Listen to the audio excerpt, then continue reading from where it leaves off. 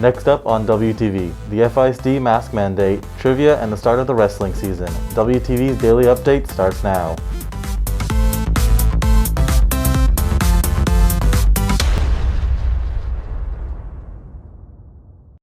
Hey there, Ad Hoc Nation. Today is Tuesday, March 16th, and I'm Michael Martin with today's Daily Update, brought to you by Wingspan TV. Texas no longer has a mask mandate after Governor Greg Abbott opened the state on March 10th. So what exactly does that mean? WTV's Kate Graham has the details. Governor Greg Abbott lifted the mask mandate on March 10th, but said that private businesses and school districts can decide if they want to keep requiring masks. I do think that the mask should still be enforced, for sure, at least through the end of the school year. Just for the mere fact that we still have lots of people that are not vaccinated, and but we are getting there, and once we get to that point, then I think people will be more comfortable with the removal of masks at that point. According to state data, the number of people fully vaccinated in the state is approximately 3.5 million. That's about 12% of the state's total population, and McCaskill believes that the vaccine is important in stopping the spread. I do think that the vaccine is going to be helpful. I do hope that they do obtain some more information on it so that students younger than 16 will be eligible to obtain it. But for the mere fact that they're not eligible at this point, they just won't have that extra coverage type thing. Though we do need to remember that the vaccine is not going to prevent us from getting it. You can still get COVID with the vaccine after you've had it. Just hopefully you won't have the symptoms that would warrant you to go to, a hospitalization. Reporting for WTV, I'm Kate Graham. Collin County is hosting a webinar to inform parents and students about its dual credit program. WTV's Alyssa Murphy has the details. Collin College is partnering with career counselors and the FISD dual credit staff to host an informational webinar today at 6 p.m. The webinar is presented to give upcoming sophomores, juniors, and seniors information on Collin College's dual credit program for the upcoming summer and fall season. By taking courses at Collin, students earn a dual credit that accounts for their high school, diploma, and college degrees. A wide variety of courses are offered. Reporting for WTV, I'm Alyssa Murphy. On this week's edition of Trivia, WTV's TJ Krylowitz tests students' knowledge on travel.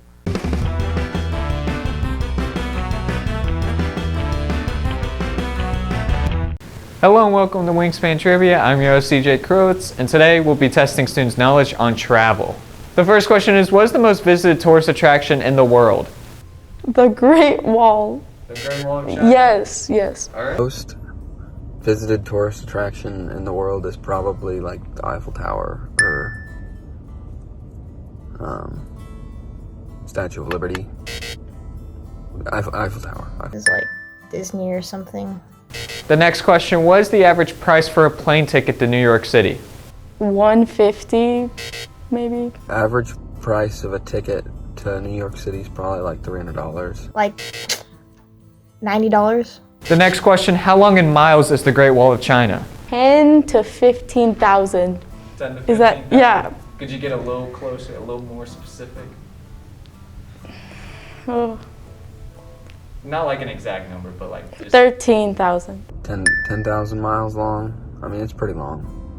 Like 10,000 miles. 10,000, 11,000 miles long.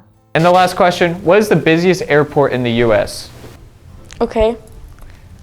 Yeah, I'll guess LA. Most visited U.S. airport is probably like LAX or like JFK. Los Angeles. Reporting for WTV, this is TJ Krylowitz.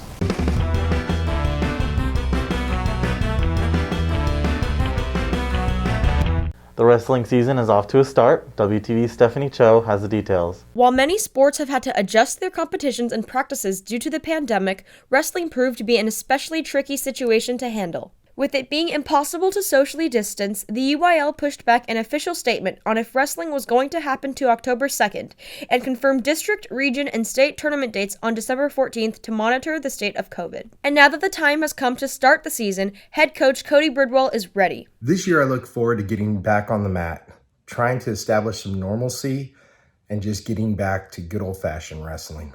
Despite wrestling looking a little different this year, the team has been preparing since the start of school and is ready to tackle these obstacles head-on. This year, I think the challenges are going to be having such a short season of only 6 weeks long versus our normal 11-week season, and possibly having to quarantine due to running into infected people. Honestly, we're going to have a lot less time to compete this year and develop. So we're just going to have to eliminate mistakes quickly, learn to overcome them at a faster rate, and get right back out on the mat and wrestle tough. This year, I'm looking forward to all my matches because it's my first year wrestling for varsity, and I need to learn. I need to learn a lot more because I'm a little inexperienced, and each and every one of my matches is going to tell me what I need to work on and improve on to be better for my next match. The team gained many underclassmen and new members this year, and although inexperience does pose as a challenge, the excitement to wrestle continues to permeate the team. Some things that I'm looking forward to this year are definitely getting to know more about wrestling, because as a first-year wrestler, I've never really been to a match or a meet or a district tournament or any of that. So I'm definitely looking forward to see what it's all about. We're a much younger team than we have been in the past. The past 3 years, we've graduated at least groups of 10 all the way up to 14 competitors. And so this year we're really young, but there's no greater time than the present to get after it and do well. In the end, there are high hopes for the varsity teams. This year, on the boys' side, we have 11 or 12 really are pretty good wrestlers, and so I feel like we can make it pretty far. We're the hardest district and region in the state, and we've been doing good the past couple years, and this year is going to be our best year. I honestly think we have 4 individuals, just off the top of my head, that have a chance of placing in the top 3 at state, and that's what we've typically done in the past. We've done between 4 and 6 individuals. So honestly, it's business as usual. Let's get out and let's wrestle. Reporting for WTV, I'm Stephanie Cho. If you're looking for more for Wingspan, you can follow us at Liberty Wingspan on Twitter, Instagram, and Facebook, or visit our award-winning website, libertywingspan.com. That's it for today's Daily Update. This is Michael Martin for Wingspan TV.